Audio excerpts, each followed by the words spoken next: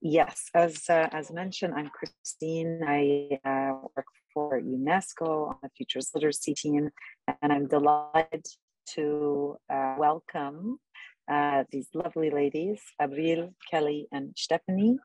And so maybe I will ask each of you, just to kick us off, to introduce yourselves. Who are you? And if you can, give me a metaphor for your career path. I always find it really interesting to hear people's stories of how they arrived in Futures.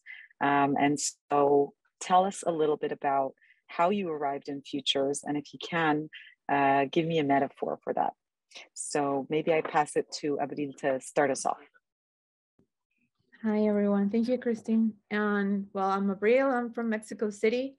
And as this conversation is going to be about design and futures, my background is in graphic design. I used to work in advertising for a couple of years, around 10 to 8 years, more or less, and the creative direction and art direction for different agencies here in Mexico City. And then I studied the specialty of design of tomorrow in Centro, Mexico City as well. And that's how I started to be involved in this all futures and foresight field.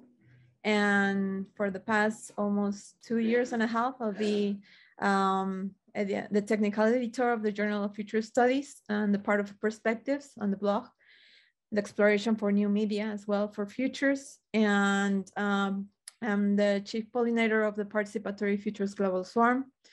And I'm being able to collaborate with different UNESCO chairs, and specifically with Loes Damhoff she is located in the Netherlands. And that's how I've been able to connect with this amazing community in futures. And right now, my metaphor, it's a cliff diver from Mexico, especially a place in Acapulco.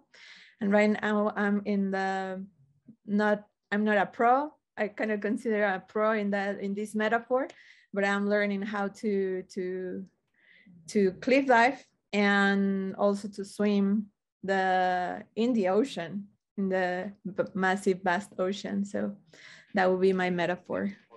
And I'll pass it to Kelly. I love it. Just wanted to comment that even your job title is a metaphor, chief pollinator for the global swarm. Maybe we'll come back to that later. Okay.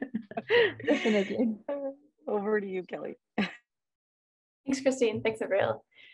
So I'm Kelly Kornet Weaver. I'm based in Waterloo, Ontario, just outside of Toronto, which is on Haldeman Tract territory. And I'm currently a design lead at Courage, which is a transformation practice. We serve to confront systems that are at odds with the people they're intended to serve. And so in that role, I get to play around in the space between design and futures.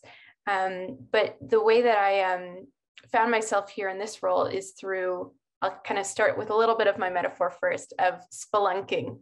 So if anyone's familiar with the concept of spelunking, it's for folks that are in caves exploring in the dark, just maybe a few steps at a time in front of them, and really leading with curiosity. So I've had the privilege to start my career through the door of design. So I was trained in graphic design and more on the concept and artistic side of design as well. So using design as a medium to provoke thought, to provoke emotions. And through that education, I ended up stumbling upon foresight, and I haven't turned back since. So having that space to look at long-term change and to really build the capacity for others to do that work as well. I did my studies at the OCAD University in Toronto. They have a strategic foresight and innovation program there. So that's sort of where I learned the ropes of the theory, and then have had some great experiences learning from other practitioners. So my mentor is Christian Cruz, Helen Kerr, and Stuart Candy, being able to collaborate with those three and learn from them and jam in the intersection of design and futures. So it's a real pleasure to be here. Thank you, Christine, for having us all. And I love collaborating with Abril and Stefanie too. So it's going to be a fun conversation. Awesome. Thank you. Already we're seeing the diversity of entry points into futures. So thank you so much for sharing. And I think you taught everybody a new word, spelunking. So that can be on everybody's learning journey to start today. Over to you, Stefanie. Yeah, thank you so much. Yeah, I'm really excited to be here. Thank you for the invitation, first of all. And the other thing, yes, I guess I'm a little, yeah, I have a similar path like Abril. I used to work in advertising quite a long time. I actually studied in the US advertising design. So I'm not the classic graphic designer, but as I say, or I was more like a communication designer, also more in the sense of concepts. I was really in the big world of advertising and got pretty tired of it after a while. And I noticed I needed to find something different. And basically, I really looked for something, and it was a coincidence that I found the master's program at Freie University here in Berlin. And I studied futures studies or Zukunftsforschung at Freie University. They started in 2010, and I think I started in 2013 and ended in 2016. And I actually thought I would completely get away from design. And then in my thesis, I actually put the two together, futures and design. Yeah, and so ever since then, I've been really in, not only foresight, but also my first project after my studies was with an international project, an EU project on futures literacy and futures thinking, futures literacy. And we actually created a platform, like a learning platform, which was really interesting. The other thing that really got me also into this international community of futures studies was Design, Develop, Transform, a conference that actually where Kelly and I met for the first time, and that Maya van Lamput actually put together, which was great. Ever since then, I've been actually also into futures literacy. I've now also been part of the Zukünfte network that Stefan Bergheim and Martina Oettel and some others, Lena Tünkas and Martin Zielinski, we're like 5 who are trying to bring this futures literacy more into the German community. But I'm also a research associate at Braunschweig University, where it's the Institute of Design Research, where again, I'm back into design, which is, I'm starting to come full circle. And yeah, my metaphor, I guess, I was thinking about this for a while, and I think it really is diving. For me, it's because before I always had the feeling it was the murky water when I didn't really know. And ever since I've started to work and also with futures and futures literacy, it's still it's never clear, but it kind of, it becomes clearer, and it's something that actually is almost like diving is for me almost like meditation, and then futures can be too, because it actually, for me, it brings me back to now. And when I'm diving, I need to be in the now as well. So I need to actually look at, when you dive, you kind of need to look at what's coming and where are you, and you need to look at, there are coral, like a coral garden and everything. But on the other hand, you really also need to be in the now to understand that, to see if there's any danger or anything, for example, to kind of, and it's similar to futures for me. And I think that's my metaphor.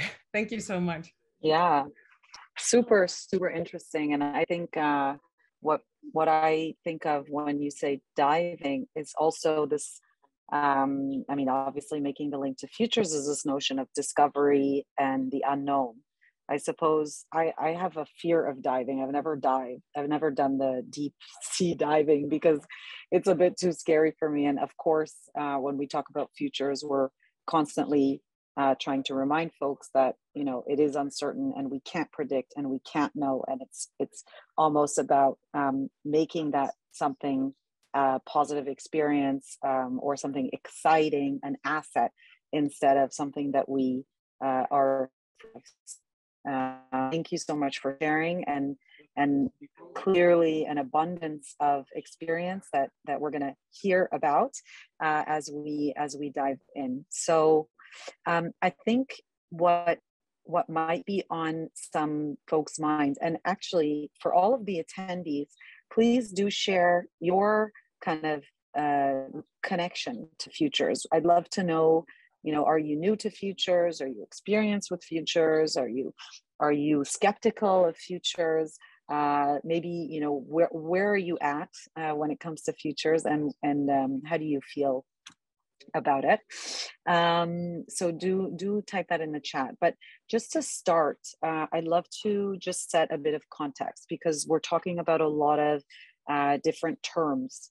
And so maybe I'll ask all of you to quickly define actually what you mean by design in the first place. What is this idea or concept or practice of design in your own terms? And who can we actually consider a designer, if I may? So maybe I pass it to Kelly to start. Sure, thanks, Christine. I think if you would have asked me this question even 5 or 6 years ago, I probably would have had a different answer.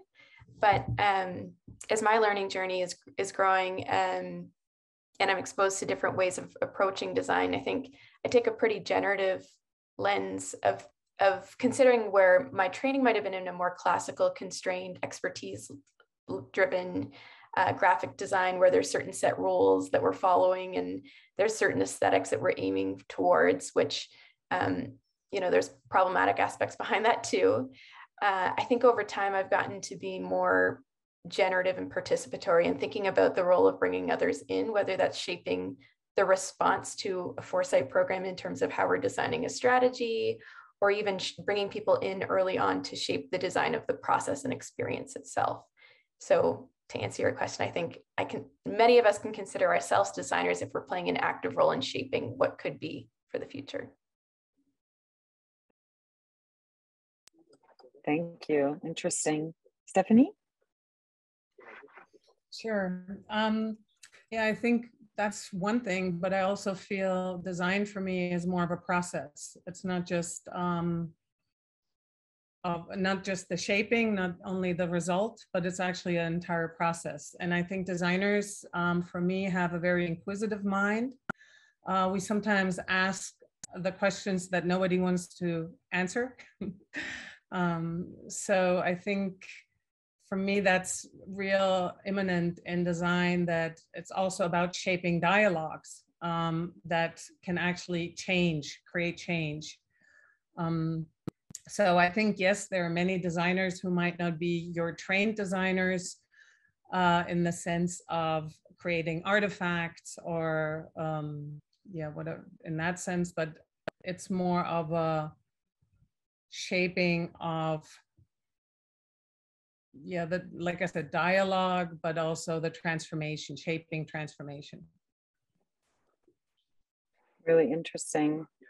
So yeah, we have this notion of kind of what's the underneath, and then what kind of is a potential result of design. And again, we'll come back to that. But I also like that you highlighted the characteristics of a designer. So curiosity being one of them. And I think, this obviously links to what we do in the future. What about you, Abril? What is design? What is design, and who is a designer? For me, I like I'm going to give a little bit more on the book term. And I like what Aim says about that design. It's a plan for arranging elements to accomplish a particular purpose. And saying that, for me, design, it's what open opportunities for everyone to better understand complex topics such as futures in general. So for me, it opens doors and windows and any kind of opportunities to dive into complex problems, I think. And who can be a designer? for me, it's anyone who has the capability of to have this creative side, like in all the capacity and blooming all the time. I think that designers and creativity are like we are more open to new things, to the fringe that it's called, and I think that is a capability very important in futures to be able to face the unknown through creativity. So for me, it's that.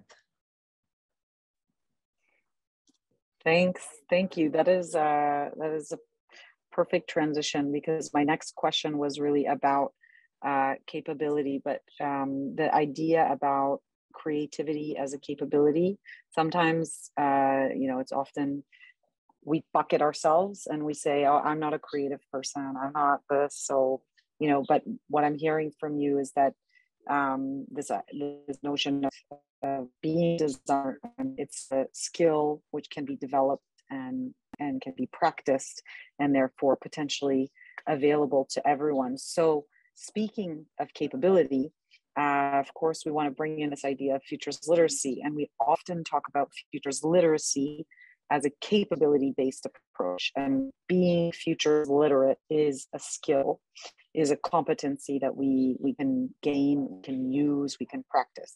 So maybe I'd like to ask each of you to share what futures literacy as a capability means to you, and how design is kind of integrated in developing the capability itself. Stefanie, would you like to start? Yes, I'll try my best. Yeah, for me, futures literacy is actually going beyond the idea of futures. It's actually looking behind our future images, because I think there's always this discrepancy of futures thinking. And for me, futures literacy really is, like I said, going behind. And I think this is also where actually design kind of can come in, is creating spaces through, I'm going to call it the designerly way of thinking, which for me is this process, and also this inquisitive mind, and maybe sometimes also this critical mind, that actually can help to elevate the futures literacy, or actually bring about futures literacy in that sense, through, I'm going to call it creative methods in a sense as well. I think this supporting imagination, or enhancing imagination, and so on. Yeah, I think that's, thank you. Yeah, thanks. Others, any thoughts, reactions, your own definitions? I'll jump in next. Thinking about Riel Miller's thinking around the poverty of the imagination, and how futures literacy helps us to combat that. It helps us to grow our muscles. And as Stefanie was saying, it really is through practice. And so in my work, I think I see a lot of this in terms of building capacity in organizations to challenge their assumptions, to first know the assumptions they're making about the future, to understand, to unpack what is the official view, or what is that status quo idea of what a singular future might look like, and then really challenging us to expand that, to draw from a range of inputs. So I think part of it is also building the courage to confront and maybe a safer idea of what the future could be, and really leaning into that uncertainty as an opportunity as well.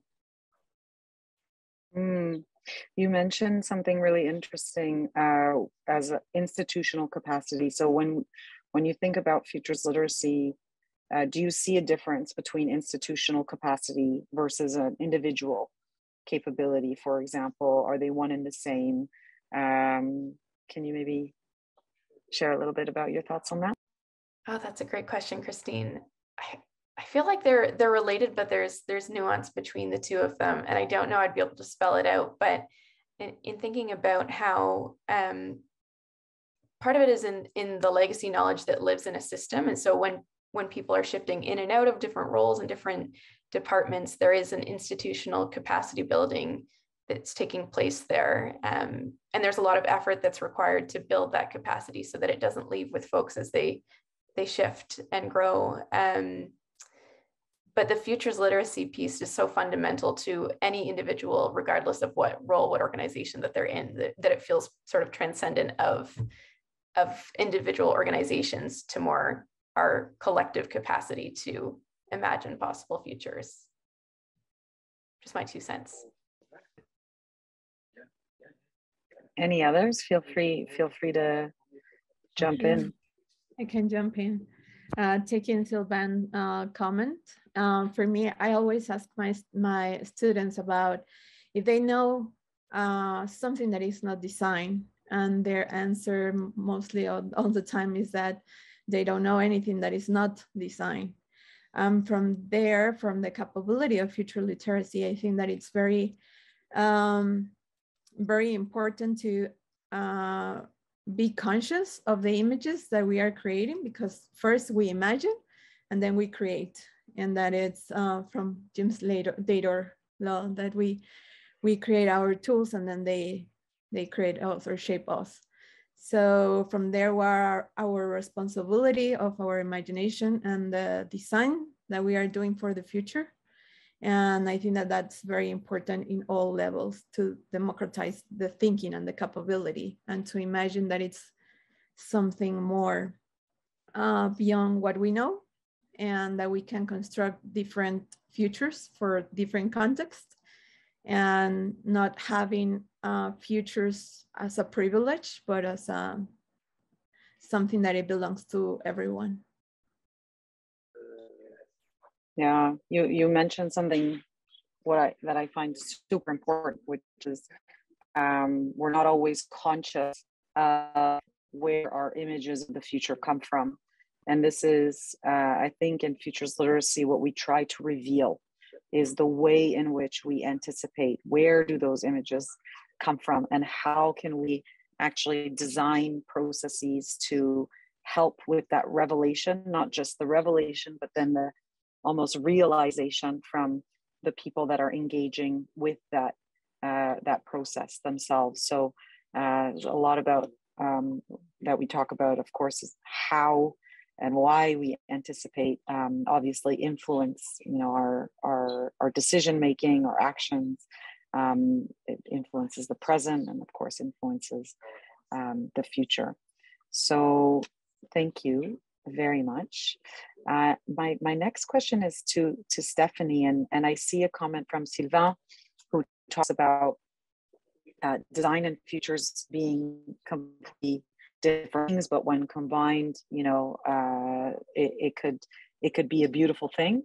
So can you actually, Stefanie, talk a little bit more about how design fits into the futures process? Earlier, you mentioned that you are more of a process-oriented person. You like to think about, what are the ways in which we could design in order to achieve a certain outcome? What are the kind of things that are underneath? So can you maybe speak a little bit to how design fits into the overall process of futures thinking and futures literacy laboratory?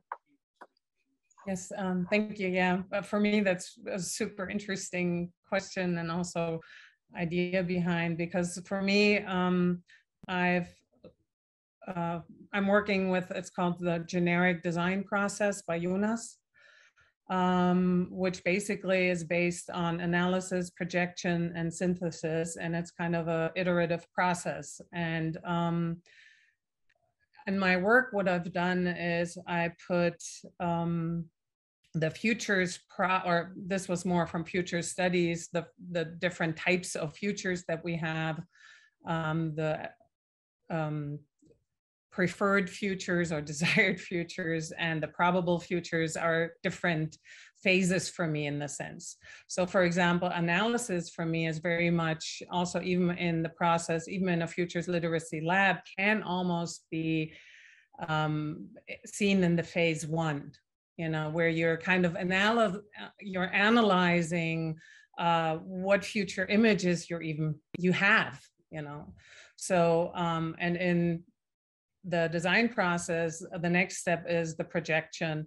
In my work, I put it in as the desirable futures, but what is really meant, or what I mean behind this for me, is that you can imagine a different type of future that you might have not thought of in the beginning, which is kind of what we're trying to do when we do futures literacy labs with the alternative futures, or even with later on with the questions. So, and then synthesizing this all together, also in the design process, you're trying to bring all the information that you're analyzed, all your ideas, all your projections, or what you desired or what you think should be the right way. And then you bring it together in the synthesis, and maybe in the synthesis you're noticing, wow, it doesn't really work in one way or the other, and you find new things, and you find out, and I think this is what also in the labs or even in the futures process, a lot of times we, for example, in a scenario process, in the end we have a scenario and we're noticing, well, this might be nice, but let's try to go beyond this. And then you go back into this iterative process. And for me, futures literacy labs also can actually work in a similar way if you analyze this. So for me, what I mean when I bring the two together is really this, as I mentioned earlier, the transformation of actually what can be, what I think futures literacy brings into design, for one thing, not only design into futures or futures literacy, is that design, that futures literacy lets you work with the unexpected. And I think design sometimes tries to plan much more. It's changed a bit, and I think you have areas like speculative design or whatever. So there are different ways of working with design today, but I think it can help if we use less of the expected and try to, we can work in that process, as I mentioned, this analysis, projection, and synthesis, but break out by going beyond the obvious. I hope I'm clear in that sense. Yeah. Actually, you made me chuckle because you made me think of something Riel Miller, which I'm sure many of you are familiar with, used to say, which was plan for improvisation. So it's kind of, this merging of, of course we have to plan, we have to think about what could happen, but we also have to be ready for what doesn't exist, this idea of anticipation for emergence. And soon, I want to start getting into some practical kind of examples. I want to hear, because all of you have such incredible, diverse experiences. I do want to get into that, but just a quick question again on design and the futures process that any of you can answer. Because I'm thinking of how do we design for participatory processes? Because we talk about futures literacy being something, one of the design principles of futures literacy is collective intelligence, knowledge creation. So can any of you or whoever is compelled to share talk a little bit about how you design for that, participatory process, or how you design for collective intelligence? I can jump into that. It is very important to consider the context, the audience, of course, the people that we are talking to. And for example, in the global swarm, what we have is different approaches of design variables on how you can talk to different people, from gaming to sense making to what else? Play as well. Like, how can you approach to different audiences and understanding the context? For example, in my case, Here is one of my colleagues and friend, Ale Rosillo, that we have been working in participatory futures in Mexico City, and how these images of the future are, and this part of the participatory approach, it's very different to some other countries or some other context, and how we can speak the same language of the context that we are, and in order to that, to make people own the concept of future, as well to construct during the idea for to participate around the processes. And I think that it is very important to have that in mind, the context, people, and the language that we are using. Definitely, definitely. So if I understand correct, like there is this notion of co-design where you're bringing in, you know, folks from different audiences, different backgrounds, and is that in advance? Is that part of the design process, or is it part of the actual implementation of your futures thinking exercise, whether futures literacy or otherwise? That is part of the process since the beginning. Like who are, like, since the step one, you have to involve everyone, so everyone can own that images of the future at the end, and they can make something to happen at the end of the process to implement to strategies or small actions to build the future. Thank you. So, okay, let me jump into the tough question. I'm gonna throw this one to Kelly. Tell me a little bit about your most challenging design task when it came to designing and futures. Maybe you can share an experience of when design went wrong, and maybe why it went wrong, and how you might have kind of faced or worked out those challenges that came with it. Yeah, absolutely, Christine. And it ties to what you were just picking up from what Abril was sharing on co-design and participatory approaches to foresight.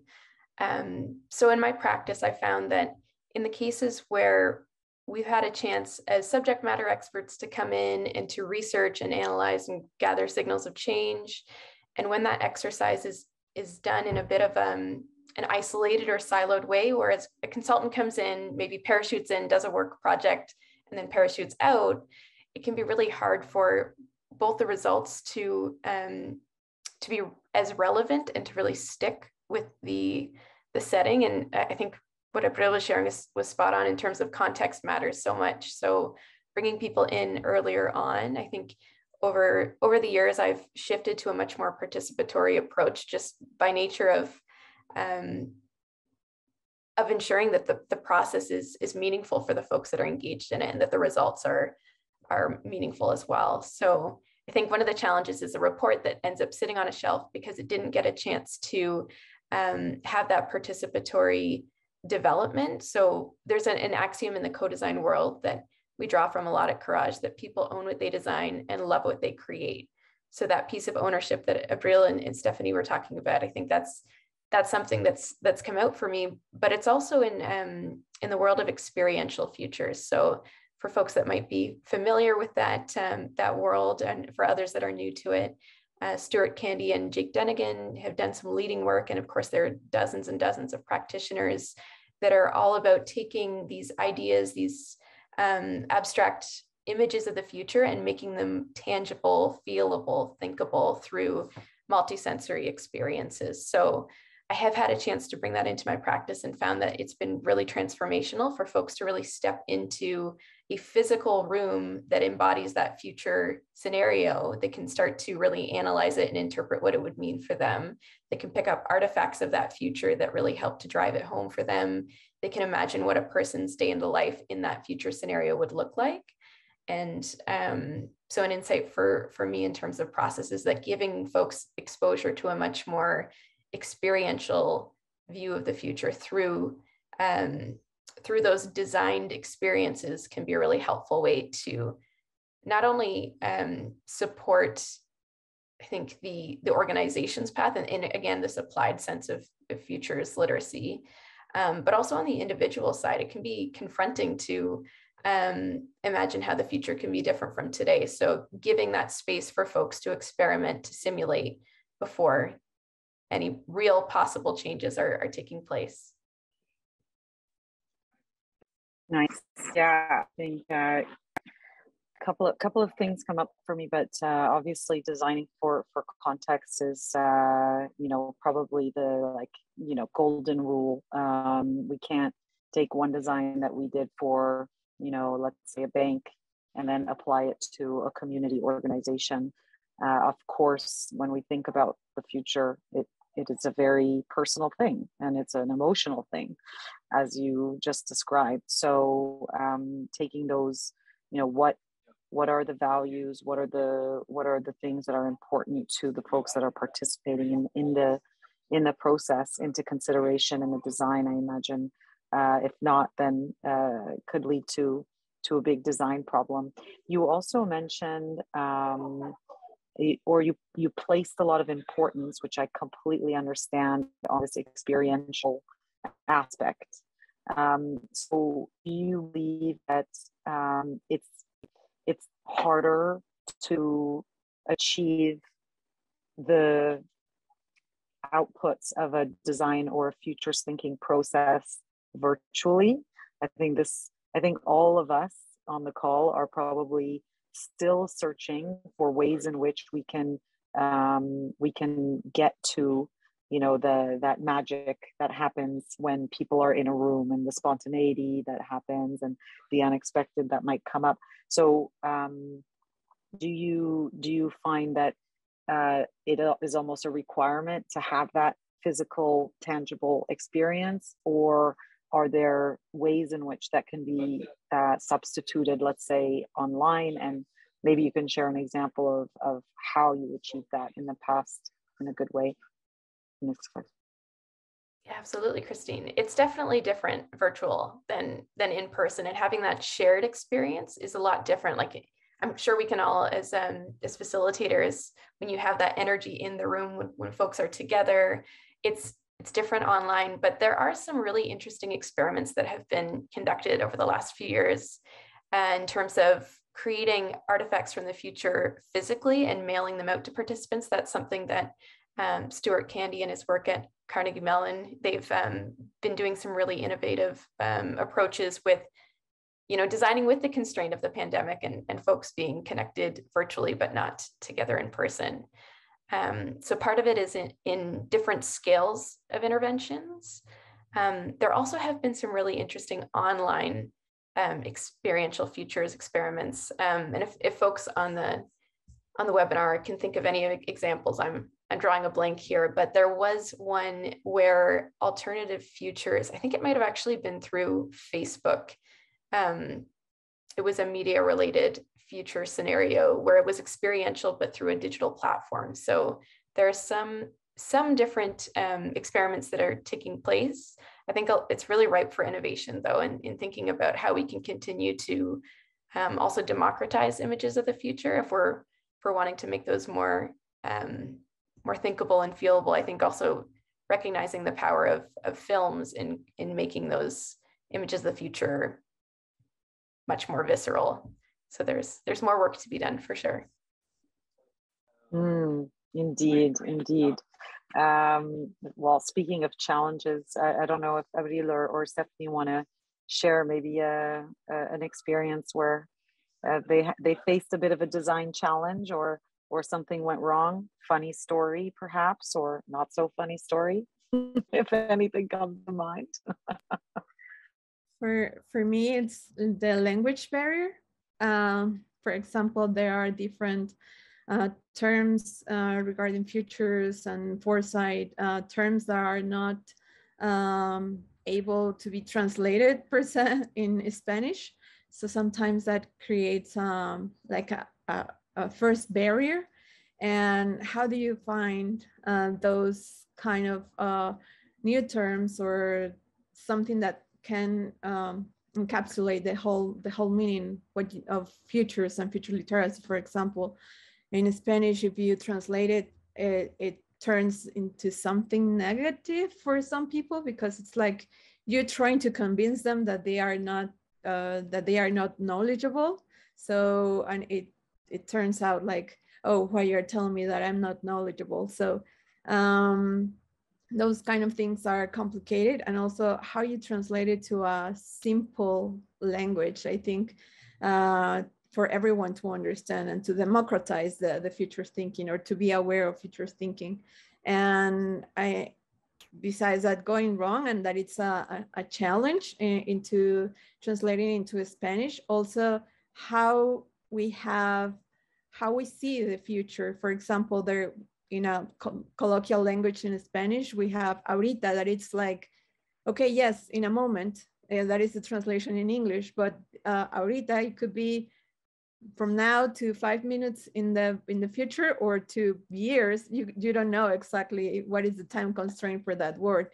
So how you contextualize all this knowledge and all these capabilities to something there. So it's a good challenge. It's important, but also interesting how people translate their own visions of the future depending on where they are located.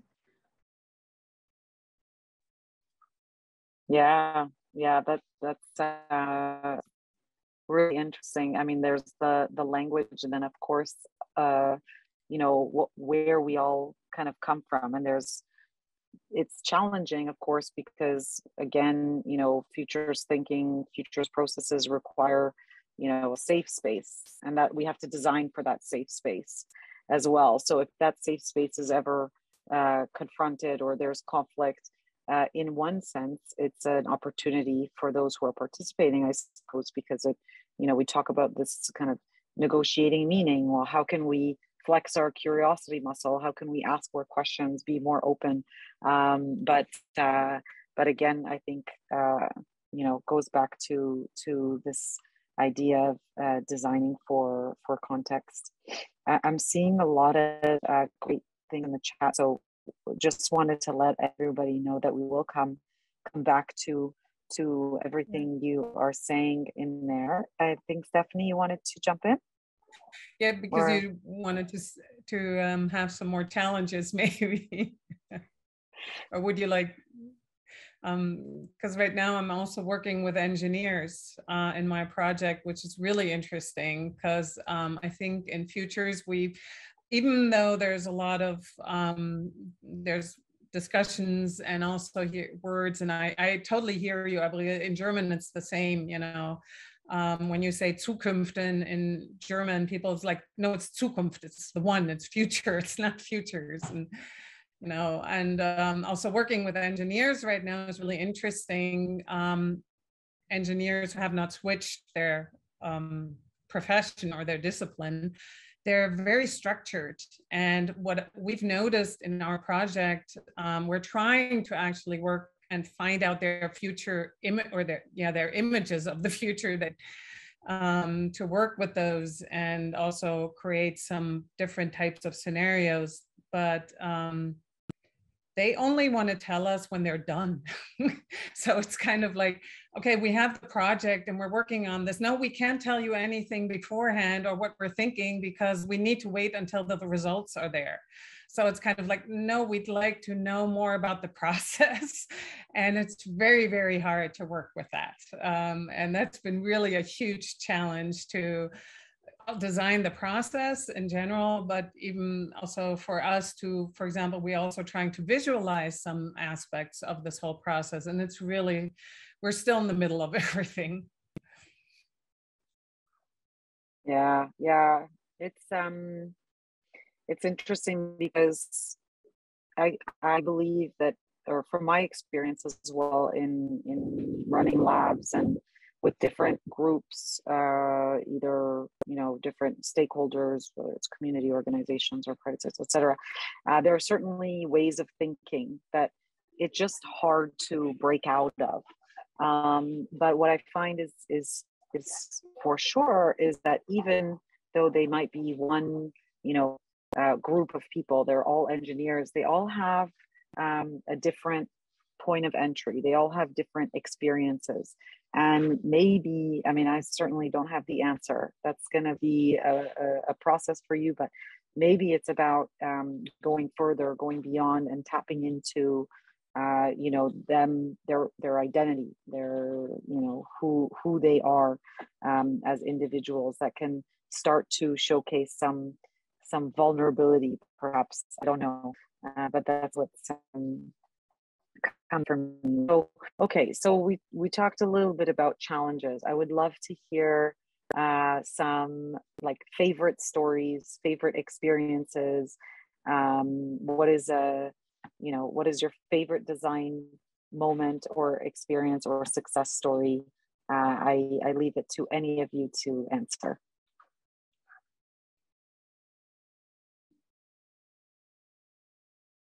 Or I will pick on you. I can Kelly? jump. Okay, Oh, go ahead. sorry. Yeah. Recently, I've worked with my students regarding the future of learning in creative industries, and they are like between 18, 21 years old, more or less, between that age gap. And it's very interesting to see how they little think about the future in general, like they only go automatic thinking about the future. And it's interesting to find these ways of talking to them about the future without this. I think Daniel just put it in the chat about hard traditional scientists, about like methodologies and concepts and how they can own through pop culture the thinking about the future and finding the way to communicate futures through what they know in the creative industry, through design, through fashion, through different ways. And it's interesting how social media have impact a lot into how we learn now, and the kind of approaches that they have and the visions that they have about the future, and how it's pretty easy for them to own it, like to really own it and to feel like they have a voice and something to say for the future that they are constructing, and that they are pretty aware that they need to do things better. And it's interesting to see that process and how they invent their own methods or their own processes to explain what is the futures or futures in general. So it's interesting. Maybe I jump in right now because I also I worked with actually high school students even in the pandemic, and that was for me a process that we designed. We actually had a course which was about futures, and as probably most of you know, especially teenagers, it was a really, really hard time. And all of a sudden we had to switch the course to online and so on. And what I tried to do is actually bring also some aspects of design in the sense of creativity, but also of futures literacy. And we actually did an online futures literacy lab in a really short time. And designing it in a sense that it was very sure they worked together, but also that they were able to actually create hope for them. And in the end, for example, they created little things or little creatures, and they gave them attributes that actually made them really hopeful, and they had the feeling, oh, I can actually do something for my future. It was really interesting, the change. Like in the beginning, I remember in the beginning of the day, they were really like, oh, and in the end, they were actually really alive. And I had the feeling that was really something that also was for me almost exhilarating. I had the feeling, wow, this really works. So like bringing together this really not just the futures aspect, but also the design and the creativity, and letting them, what, as you said at Abril as well, you know, letting them own certain futures, their images, and that it's okay and that everything is fine, and that they do have some type of agency, and that they feel a certain empowerment. I think this is how I understood you, Abril, as well. Is like you help them in a sense, or support that. And I think we need that much more, especially with with teenagers, also in higher education. Yeah, thanks for sharing that. I think the notion of hope, empowerment, agency, these come up labs over and over again. And I always link back to this incredible book, if anyone wants a book recommendation, called Hope in the Dark by Rebecca Solnit. And she writes about how, these micro changes that happen. So I link those micro changes to, Futures Literacy Labs, how those micro changes happening over and over again can lead to massive transformation. And all of it is kind of creates the sense of hope, because and sense of hope in the dark, because, as you say, times are challenging, especially for youth, but I think for many of us in different ways. So maybe just in the interest of time, I do want to soon get to the Q&A. So over to the audience, just another flag to get your questions ready. Speaking of change and impact, I would like to ask Kelly how you've actually leveraged design in the past. So an example where it helped these impacts that come from, running Futures Literacy Labs or processes to actually hang around for the long term. So how do you go beyond? How do you take the incredible things that happen in the lab and keep them going for the longer term? Yeah, absolutely, Christine. I have another corporate example. I hope that's all right. I really loved the beautiful sharing from Abril and Stefanie over building that capability with youth and hearing their individual images of the future and their personal transformations. But this actually riffs off of your sharing, Christine, on Hope in the Dark. Big fan of Rebecca Solnit's work, and in thinking about what it means to build that comfort with uncertainty and how it's a journey. It's not a one and done exercise. But I recently had the privilege of supporting a mining company with they've set a really ambitious goal for reaching carbon neutrality. And if anyone's had the chance to work in the mining space, it's a challenging problem. No one's quite figured it out in terms of how to, from multiple scopes of carbon neutral emissions reduction, recovery, and replacement, how to get to carbon neutral. So it's a big, audacious goal. And Foresight was actually part of a journey that we were bringing in first virtually when it was impossible for us to gather together. So it was bringing together folks from across multiple different mining sites, multiple different countries, multiple different disciplines, many folks that had never worked together and maybe hadn't even come across each other's name yet before as a really large multinational company. But we were able to use and bring in the processes of Foresight and bring folks together to envision possible futures as a bit of an entry point to leaning into that uncertainty and recognizing that it wasn't something to be avoided or really feared, but something that we could build our comfort level with through making it more explicit, through having that shared knowledge base. And over time, we shifted from a virtual workshop on building out alternative future scenarios, then another virtual workshop on the strategic response, saying that in all 4 scenarios, we're making the stake that, yes, we have reached carbon neutrality. What is the journey to get there in this challenging scenario constraint? And what was really cool is that we had those 2 virtual gatherings. And then fortunately, a couple months ago, we were able to meet in person. And the relationality that was developed through those virtual sessions really lived on in terms of how folks were able to engage really quickly.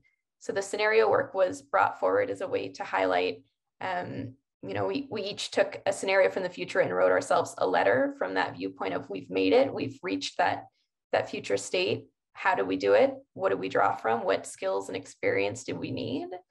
But also creating the conditions for an organization to recognize where additional knowledge is needed, to recognize where we needed more support, or we needed more time and effort dedicated to certain activities. So I think the longer term foresight journeys are really exciting, because you see how individuals start to build their comfort with multiple possible futures and with that anticipation.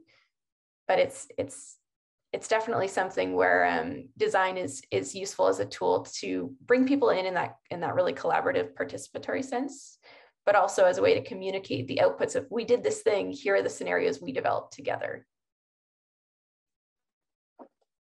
Yeah. Question, mining and carbon neutrality, did they consider a scenario where they didn't exist? Where they ceased to exist as a company?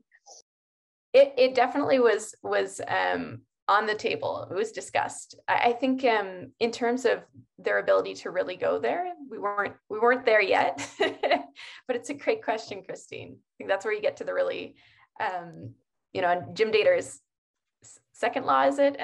Any useful idea about the futures should at first appear to be ridiculous. So giving them that space to really provoke and consider their role in the future. Yeah, it's a good one. Yeah. Well, I think it's you know, again, futures processes allow us to shift our perspective to maybe consider different, you know, even put ourselves in a different paradigm. And I do remember personally running a lab with an environmental organization, and the lab was linked to climate. And their preferred future was actually that their organization didn't exist. And it was a shocking moment for them, because why was that their preferred future? It means that climate issues are solved and they don't need to be around. They have no work to do. But then there were so many other repercussions, right? What does that mean for me? As a job I have, what? And so it's just interesting to help people get to a point where they can maybe let go of what they hold on to. I think it was mentioned earlier, you know, these kind of, when you were talking about institutional capacity, kind of the legacy knowledge that lives on, well, that also influences us to kind of want to keep things around and not let go and not let them end. So I thought that might be an interesting consideration. Any others on kind of longer term impacts in their own experience with organizations or communities that they've worked with? Long term, I actually wanted to just add one thing to what you were just saying, because I think for me, for example, also working right now, doing some classic foresight work as well, what has come up is that I feel I need to bring in those, for example, we're working on air traffic, and I want to create one scenario where there is no air traffic or there's so little, and trying to work with them and understand that that's not a threat, but it can actually be something that's of interest to them, because they can actually think more innovative that it's not just for one thing, but have a broader broader use, not just understand, and also a broader understanding of what futures can be or future can be. I think that's a really, really valid aspect. And also coming as a designer, I feel it is our role to keep that conversation going. For me, it's in the process, for example, it is communication. When the communication stops, the process stops, basically. And I think that's really important also when you talk about futures, because even if we have in in a lab or in any foresight process, whatever. I think as soon as we stop thinking that this is it, this is our perfect future, I think this is when the work actually starts, to be honest. So I think that's an interesting idea I've noticed recently that I'm playing with more and more. Play, some things we don't do often enough as adults, huh? Cool. So maybe just going back to this idea of tangible and experiencing, because we've been talking a lot about futures thinking from, how do we design theoretical aspects, it's kind of big picture. Maybe Abril, you can share, and all of you, as we start to, come to a close before the Q&A, maybe you can share an experience of when you've actually felt the future and not just thought about the future. Would love to hear from you on that. In my personal experience, I'm doing a research in a neighborhood in Mexico City that it's considered one of the most dangerous neighborhoods, that it's called Tepito. And I've been working with them for almost a year, like in person, almost a year, but for this research, it's going to be almost 2 years. And for me, it's impressive how little we know about how people live in different places of the future, specifically in this particular neighborhood with specific characteristics, and that I don't have to do anything, that they already live in the future because they all live with this uncertainty, they already live with the creativity, how they use the materials that they are using in order to create, for example, a car.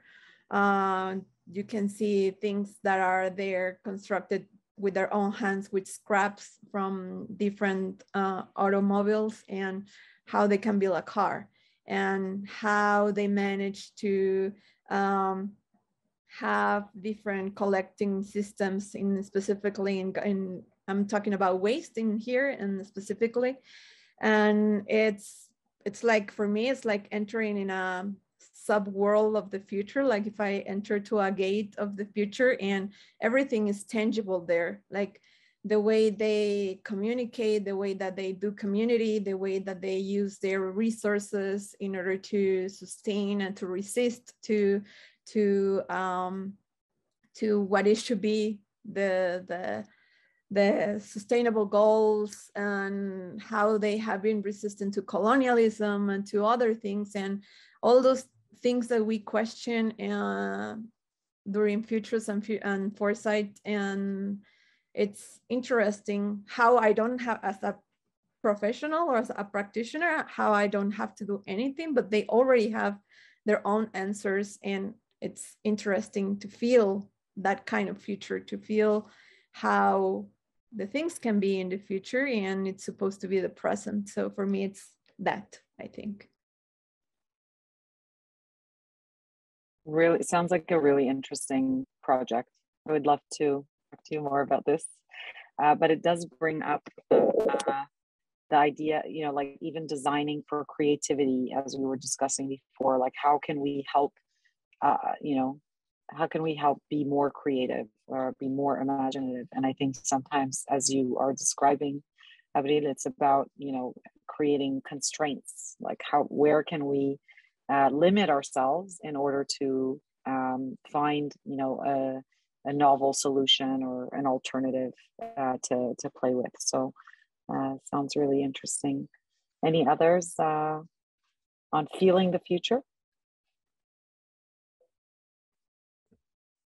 Sure, I can jump in with a personal experience in Stuart Candy's. It was a summer elective that he ran at OCAD University on guerrilla futures. So it was about bringing futures out into the world, again, through that lens of experiential futures. But on the note of play, we actually ran a live action role play game that was designed. It wasn't a fantasy oriented LARP or live action role play, but it was more about mapping the relationships between us in this fictional scenario that was developed. So it was a little bit different in terms of the specific foresight horizon. It was very very much stepping out of our personal roles and stepping into these fictional roles. But it was a 2-hour experience. And by the end of it, it was really transformational, just in terms of how much you can step into that persona, step into that different relationship that you have with other classmates. And for a lot of us, it really stuck with us in terms of an experience of feeling a possible future, or feeling something in this experiential way that was so visceral. So that's one experience that I keep coming back to. Love it. Over to you, Steph. I'll try. Yeah, I was just thinking, yes, because for me, actually, it's also a while back, I gave a workshop that was before Futures Literacy, but I started it with asking the participants, who were, they were mostly students, not high school, but like university students. What's future to you? I often start workshops like that, and it was the first time, and it was so interesting because I made them all draw something or whatever, and all of a sudden I realized that for them, future was something so different than me having studied it and having understood or thought I understood what it could be, or that it's really more actually not really there. For them, it actually was something in different ways. Some of them had the feeling solutions for the future had to be technological. Others were really into the sustainability. Others, it was really hope. So it was almost like I could typecast them. And for me, that was really an eye-opener, actually, that future can be so different to every person. And also I asked them, for example, one question, when does future start? And one person said, well, it's the next minute. And the other person said, it's 20 years from now. So I think this really was for me an interesting exercise that ever since then I am doing in workshops. Sometimes even if sometimes they don't even have anything to do with futures, but it's just an interesting aspect also for designers to think about what is future to you. And actually I see one question here from the Q&A that how does design help these wicked problems, for example? And I think this is how it can, by understanding that future is not one thing. And that it can make it tangible. But anyway, so that was my experience. I'm going on a tangent, sorry. No worries. No, that was really interesting. And actually, that was my final question. I'd like for you all to define futures literacy in your own terms, I suppose, in your own context, to the panelists, but also to the attendees. So anyone who feels like sharing, what futures literacy means to them, whether, it's from a design perspective or not, from a non-practitioner perspective, can work too. Maybe what you understood what futures literacy to be with respect to design. So please, go around the table, and right after I will ask Kushal to kick off our Q&A. So Stefanie, I guess we'll pick back up where you left. Yeah, okay. Yeah, for me, futures literacy, I think I mentioned it really is going beyond the futures thinking. First, you really have to understand what type of futures there are, that there's this probable, the ideas that we're thinking that we, that we expect that will happen, that we're so sure it has to be. And also this hopefulness that those are different types of ideas about future. I think that's a really, really important aspect in futures literacy. But then also looking at, Christine, you said it earlier, is also really looking behind and looking at these assumptions of what and where those futures come from. Maybe they're cultural, maybe, you know, they're just my imagination, maybe whatever. So I think this is really, for me, a real big and important aspect of futures literacy, plus being able to understand that futures and actually is very complex, and that we will not have simple answers. I think this is kind of for me, and yeah. And being able to deal with the unexpected. I think I need to bring that too.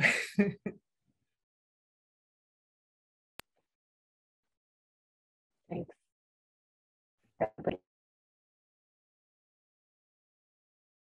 Thanks, Stefanie. Yeah, I think for me, it's about building that skill, building that muscle, recognizing, again, it's something that's learned over time with practice.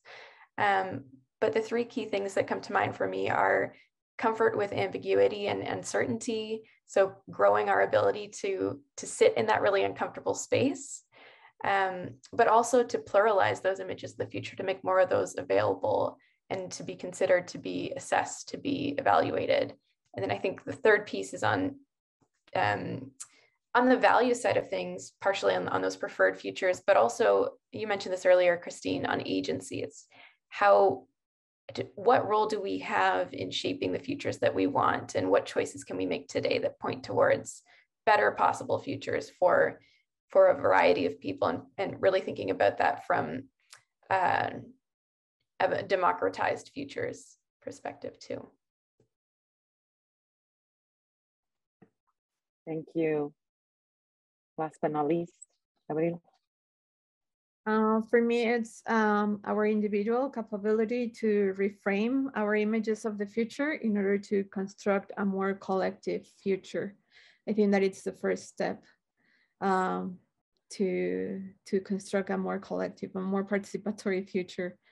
First in ourselves as individuals, doing that work as individual, and then being able to pull into a collective future visions of the future. Thank you. Reframing. That's a good one. We may have an upcoming webinar on reframing, so keep your eyes out for that one. But I just wanted to thank you all so far.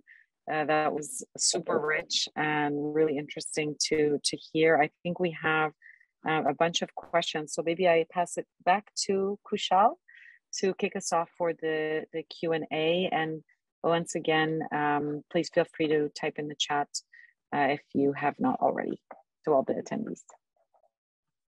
No, thank you, Christine, and thank you for everybody who's been putting their questions in the chat. I'm just going to almost combine one or two and pose a question to our panelists, which is, when you're, I would like you to almost give us an example of how you design for a particular problem.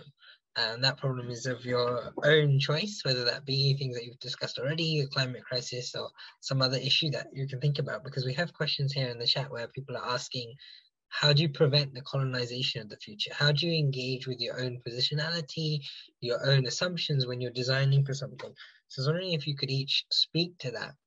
Perhaps a previous example, or just a topic that is of interest to you at the moment, and how you might go about designing for it without imposing too much your own thought into that process.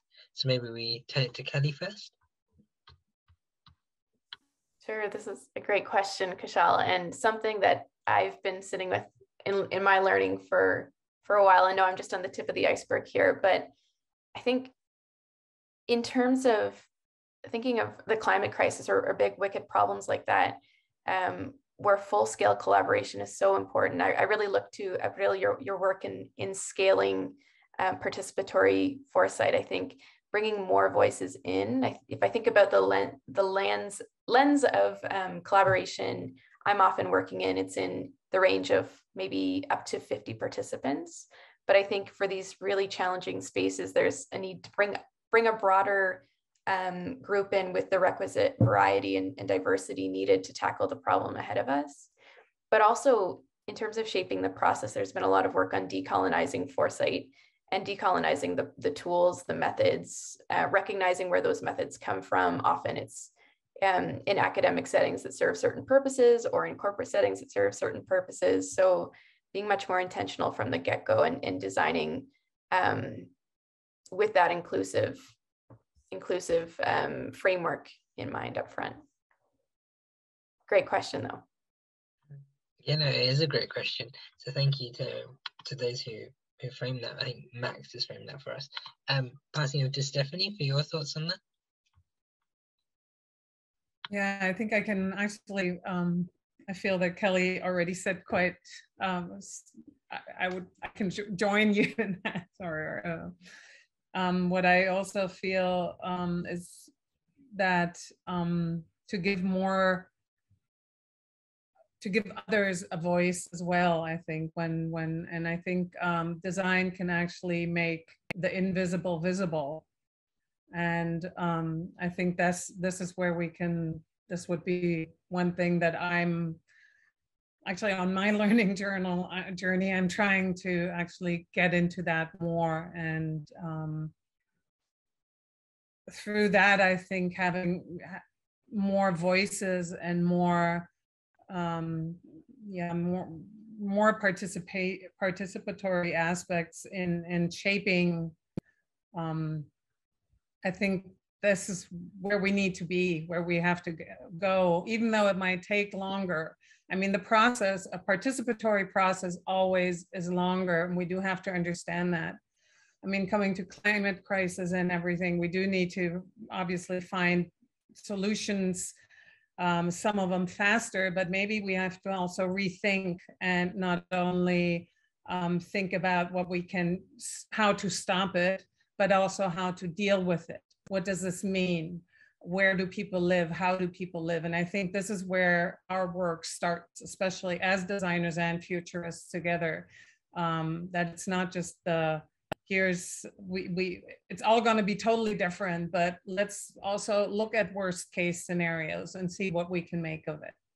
I think this is kind of, I don't know, maybe I'm sometimes I wouldn't say I'm a pessimist, but I have a black, I don't know, sometimes challenge myself in that way. And I think sometimes it's good to kind of think of the worst and then try to make the best out of that, which is not easy, definitely not. Yeah, thank you for that, Stefanie. Abril, for you, I'm curious to hear your thoughts on the same question, but also just to bring in a few questions that have come in from the chat, and keep those coming, everyone, if you can, is to think about how when you are designing a particular futures process, what other frictions or challenges are coming up in that process between design and futures? There's one question here in the chat. Is there any friction between design and futures thinking? So when you're trying to design a process, and you're at the same time quite conscious of your own position, there's this big topic and you're bringing lots of different entry points and people, how do you just kind of get your head around it and all the challenges at the same time? How do you just do it, you know? Yes, for me, it's to take the hat of the expert. I think that's one of the challenges that in the room regarding futures, you have to know that you are not the expert, but there is a bunch of experts around the future, and what can you learn and exchange and pollinate knowledge in this case, in order to create these diverse images of the future. I think that's the biggest challenge, to take our hat of power or the experts. I think and be more humble about what can we learn from the other. No, thank you for that too. I suppose we've got a few minutes left, so I'd like to just frame one question to all of you. I think, and it speaks to a mix of things that we've spoken about today. But essentially, if I am somebody who's been listening to this conversation today and I've not been part of a futures literacy process before, but I'm curious. I want to learn more. I've looked it up. Now that you've given me these buzzwords, I'm quite curious to go and find out more. What do I do? How do I? What are the big takeaways for me? How do I engage with this process? What's the rule? Like, what's the 101 futures design core point? If each of you could only, had a one sentence or two sentences to convey the big message, what would that be? Maybe we go to Stefanie. Call either one of us. No, I think you need to. I think it is really an experience you have to have. I think sure, you can read about it and you can learn. And I remember having my master's degree and I thought I knew everything. And all of a sudden I noticed I know nothing. So I think it's kind of learn to be humble and try to experience, try maybe to be part of a lab or something. I think there's some open labs once in a while, or yeah, I think that's basically, I would almost say that. Yeah, that sounds pretty good to me. Abril, what would you do? Actually, recently I did a workshop with Luz Damho, and it was very interesting to explore different approaches, not just the post-its or the regular framework, but how we can explore through sounds, through images, through videos, through other medias that can help us to reframe and to express better, because not everyone is visual, not everyone is good with words. So how can you express those images in different contexts or different approaches? And I think that it's very interesting to explore in FL Lab. Thank you. And Kenny? Yeah, Stefanie and Abril, those are great inputs. I don't know really what else to add. I think humility being a big part of what Stefanie was sharing there too. And also, I think in terms of exposing ourselves to other images of the future, like if we're exposing ourselves to ideas that resonate, we aren't maybe pushing hard enough in terms of seeing how others think and feel, and recognizing the values that are behind a lot of images of the future in terms of what we want and what we don't wish to happen. So finding ways to expand the resources that we're exposing ourselves to, so that we're seeing others' points of view and really challenging ourselves. Thank you all for sharing that. I'll hand back to Christine to round up the event today. Yeah, well, I mean, thank you to the three of you and to Kushal and to all of the folks who attended. I know we had some people who had to drop off, but it was an absolute privilege to have this time with you. Thank you so much.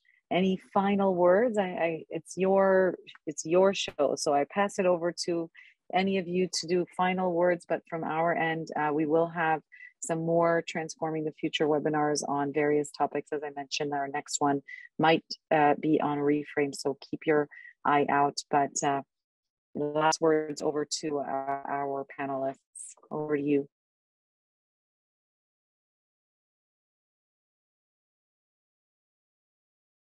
I think I just want to recognize there's so many ways of playing in futures. And so it's really cool to learn from Stefanie and Abril about their practices, but also seeing the chat. It's so great to hear about the awesome work that folks are leading. So I'm excited to dive into that later and see some of these PhDs, some of these projects and links. Really great group of folks that were gathered today. Yes, I can just connect on that. Yeah, I totally agree. I haven't been on the chat the whole time, but it's really been great. Also in the first conversations that we've had, I believe, in Kelly and also with Christine and all, this has really been amazing. And I've realized that this is definitely a great path, and a path that personally for myself, I'm very glad I'm taking it. And I think it's really good if we start sharing this and actually spreading the news in a sense, because I feel there's a lot we can offer, even if some of it is theoretical, but I think it can trickle down and something can happen, change can happen. Because I think one thing, many people are really afraid of change, and I think we've realized that in the last 2.5 years, what happens when people are afraid of change. And we need to make them understand that change is part of life. And I think design has a real good way of doing that, you know, at least for me. And I think bringing in the futures and futures literacy can help. So I think just spread the news, and we'll keep us posted as well. I'd love to hear more also from everything that's been going on. And for me, it's to have in mind that the future is for all, and how we can construct, as the Zapatista says, a world where many worlds fit, and how this can be reflected in futures, that it's beyond pre or post-colonialism, but it's now that we are in a hybrid world, and how we can fit these many worlds that we are living in right now. Beautiful. Thank you very, very much. Thanks again. And we will share the recordings shortly after. Thank you all. Bye. Bye-bye.